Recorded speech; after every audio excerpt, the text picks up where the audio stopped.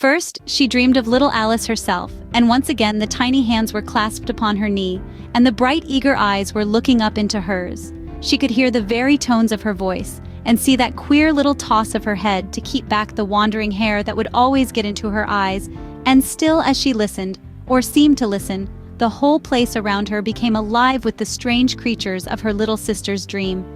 The long grass rustled at her feet as the white rabbit hurried by. The frightened mouse splashed his way through the neighboring pool. She could hear the rattle of the teacups as the March Hare and his friends shared their never-ending meal, and the shrill voice of the queen ordering off her unfortunate guests to execution. Once more the pig baby was sneezing on the Duchess's knee, while plates and dishes crashed around it. Once more the shriek of the griffin, the squeaking of the lizard's slate pencil, and the choking of the suppressed guinea pigs filled the air, mixed up with the distant sobs of the miserable mock turtle. So she sat on with closed eyes and half believed herself in Wonderland, though she knew she had but to open them again, and all would change to dull reality. The grass would be only rustling in the wind, and the pool rippling to the waving of the reeds. The rattling teacups would change to tinkling sheep bells, and the queen's shrill cries to the voice of the shepherd boy, and the sneeze of the baby, the shriek of the griffin, and all the other queer noises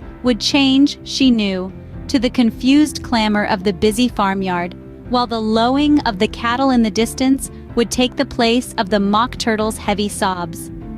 Lastly, she pictured to herself how this same little sister of hers would, in the aftertime, be herself a grown woman, and how she would keep, through all her riper years, the simple and loving heart of her childhood, and how she would gather about her other little children and make their eyes bright and eager with many a strange tale, perhaps even with the dream of Wonderland of long ago,